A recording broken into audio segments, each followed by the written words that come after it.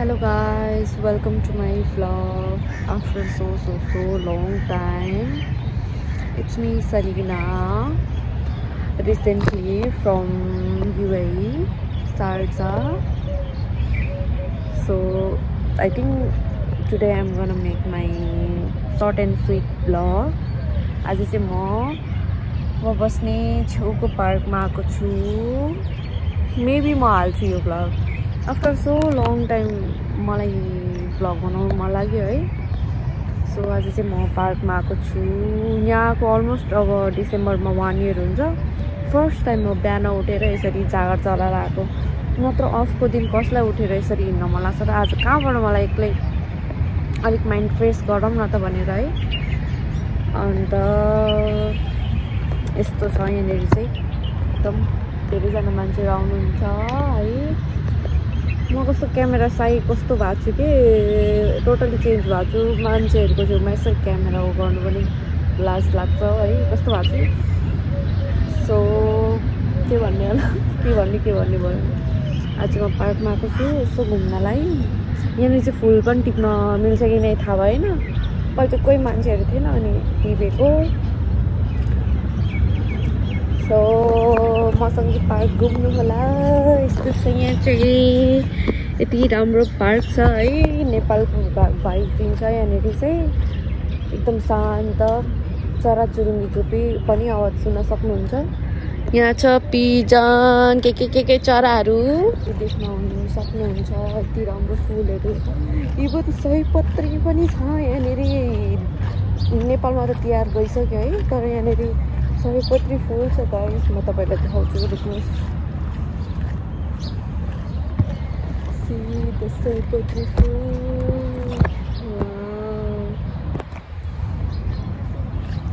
आल्छु म. धेरै छ कि यहाँनिर. वहाँ अर्को ठाउँमा पनि अघि मैले भिडियो बनाइसकेँ त्यहाँ मान्छे नहुँदाखेरि. यस्तो लाज लाग्छ अचेल मलाई भिडियो बनाउन. यस्तो छ शान्त पिसफुल है. धेरै मान्छेहरू आउँछ बिहान चाहिँ. सबै रेस्टुरेन्ट साइड छ यहाँ चाहिँ. हेर्न सक्नुहुन्छ. यहाँनिर अर्को ठाउँमा पनि छ. यहाँनिर छ वाला अन्त त्यहाँ फेरि छ अर्को कलरवाला. हेर्नुहोस्.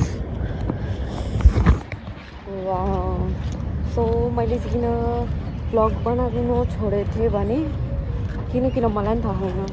यहाँ आएर एकदम बिजी लाइफ. त्यहाँबाट अहिले चाहिँ अलिक बानी हुँदैछ अब काम गर्ने ओर्ने. मलाई यतिकै भिडियो बनाउनु कस्तो अक्वर्ड लागिरहेको छु. तर केही छैन म बनाउँछु. मेबी म हाल्छु पनि. सो युएई आएको चाहिँ अलमोस्ट अब 1 इयर हुन लागिसक्यो. त्यहाँबाट धेरै कुराहरू सिक्यो. धेरै कुराहरू बोक्यो है. कहिले कस्तो फिल हुन्छ. नेपालको चाहिँ खासै याद आउँदैन. तर बिजी लाइफै मन पराउने मान्छे हो. तर कहिलेकाहीँ अब सिफ्टहरू पनि चेन्ज भइरहेको छ. घरि मर्निङ सिफ्ट हुन्छ घरि नाइट सिफ्ट हुन्छ. अनि त्यस्तै. अन्त यस्तो राम्रो ठाउँ छ हेर्नुहोस् न. Look at this guys flower. Oh my god. I don't know this flower what name but oh my god just wow see the flower. यति राम्रो छ नि यो पार्क चाहिँ. यति राम्रो छ नि. Oh my god just wow this purple flower. Here I go. एकछिन थपाइमारौँ है यहाँ बसेर. यस्तो छ यहाँको भ्यू चाहिँ. It's a 7 AM morning.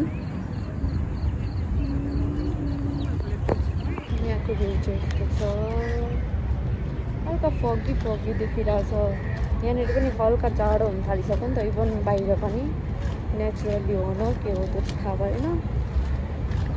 It's 7 AM in the morning. यस्तो छ. घाम पनि मजाले आएकै छैन. आउने रहेछ हल्का.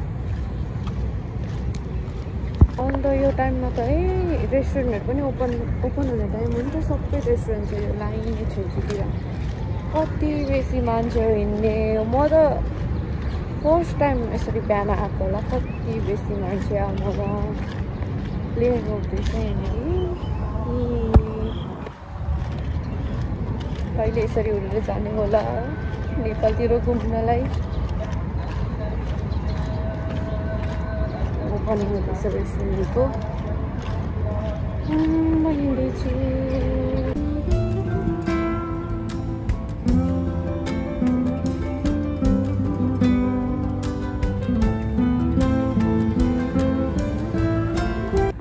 ग्रासमा यसरी पानी लगाउँछ सो द्याट चिसो हुन्छ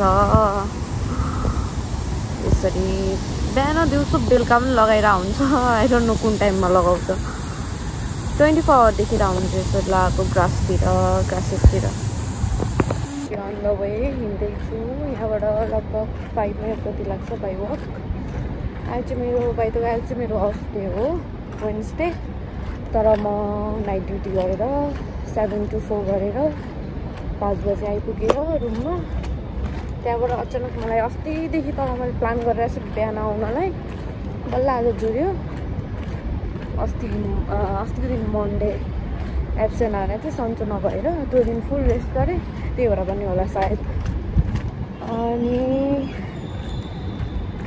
त्यस्तै छ है बिजी लाइफ के भन्ने समयसँगै सबै कुराहरू चेन्ज हुँदो रहेछ एभ्रिथिङ चेन्ज भनौँ न यहाँ आइकन त बिजी लाइफ अब नेपालमा केही नगरेको नेपालमा काम गरेको मतलब यहाँको जस्तो हुँदैन नि त इभन यहाँ त बिरामी भएर त्यहीँनिर गाह्रो हुँदाखेरि पनि घर आउनु दिँदैन है अनि बरु नगएको 2 दिनको पैसा गर्छ तर यसो के गर्नु आफूलाई सन्चो छैन भने ज्यान मारी त काम गर्नु भएन सो यहाँ आइकन चाहिँ एभ्री मन्थ म बिरामी हुन्छु कि थाहा भएन किन अनि हिँड्दैछु एकदम राम्रो छ वेदर चाहिँ अहिले दुबईमा है actually not Dubai I am in Sharjah UAE Sharjah so मान्छे हेऱ्यो भने मलाई लाज लागिहाल्छ हो फेरि यति धेरै क्याटहरू हुन्छ नि यहाँ चाहिँ यति धेरै क्याटहरू हुन्छ डग चाहिँ मान्छेहरूले पालो भन्ने हुन्छ नत्र हाम्रो नेपालमा त स्ट्रिटमै हुन्छ नि डग यहाँ त एभ्री स्ट्रिटमा क्याट हुन्छ कि म्याउ म्याउ म्याउ लुक एट द्याट क्याट बाटो काट्नुपर्ने हुन्छ यहाँ चाहिँ क्याट हुन्छ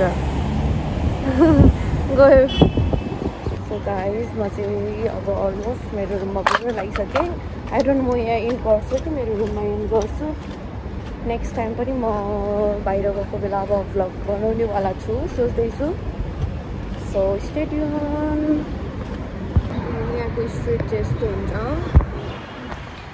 म युएको गाउँ साइडतिर हो नि त अनि यहाँनिर चाहिँ एकदम राम्रो ठाउँ छ शारजा पिसफुल भिलेज एरिया टाइपको भनौँ न पुरै भिलेज पनि होइन जस्ट पुरै दुबई जस्तो पनि होइन पुरै सिटी पनि होइन भिलेज पनि होइन हो त्यस्तो यो चाहिँ मेन रोड भइहाल्यो यता हिँड्दैछु पुग्न लाग्यो मलाई लाज लाग्छ मान्छेहरू देख्यो भने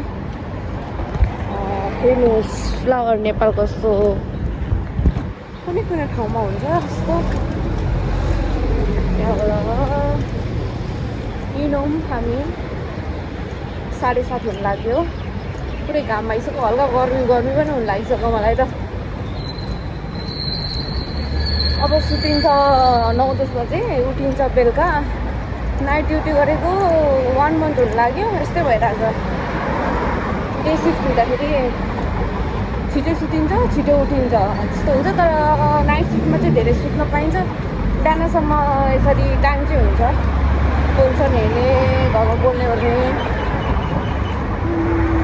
सो म चाहिँ रुममा आइपुगेँ है बिहान पनौती लाग्यो मलाई मेरो कार्डमा पास दिइरहन्थ्यो भनेर नि लाज लाग्छ कार्ड भन्दा पनि एयन मनीमा फोनमा सो यहाँनिर क्याफेटेरिया हुन्छ बङ्गाली रेस्टुरेन्ट त्यसमा पाउँछ नेपालको यस्तो यो गुलियोवाला नाम चाहिँ थाहा भएन, नेपालमा नि हुन्छ यस्तो, मलाई मनपर्छ। अन्त यो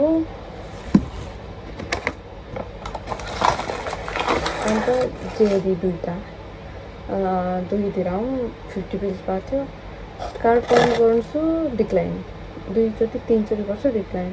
त्यहाँबाट त्यहाँको भैयाहरूले मलाई त्यतिकै भोलि पैसा लिएर आइज लग भनेर दियो। त्यहाँबाट मलाई कस्तो लाग्यो, अक्वर्ड लाग्यो। त्यहाँबाट आएर पर्स लिएर 2 ग्राम 50 पिस दिएर आएको। Let's test now. बेला बनाउँथ्यो लाग्यो मलाई, ताजै रहेछ। राति बनाएको भन्दै थियो।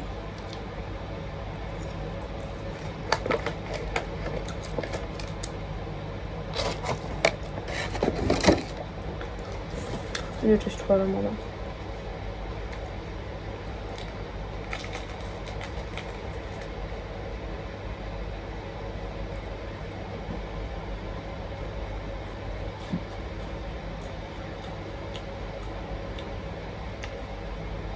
यो चाहिँ सेम निम्की अनि त्यसमा चिनीको उयो हालेको, सेम निम्की टेस्ट। नेपालमा त अलिक मिठो टाइपको टेस्ट आउँछ। जेरी चाहिँ एकदम दामी छ। बिहान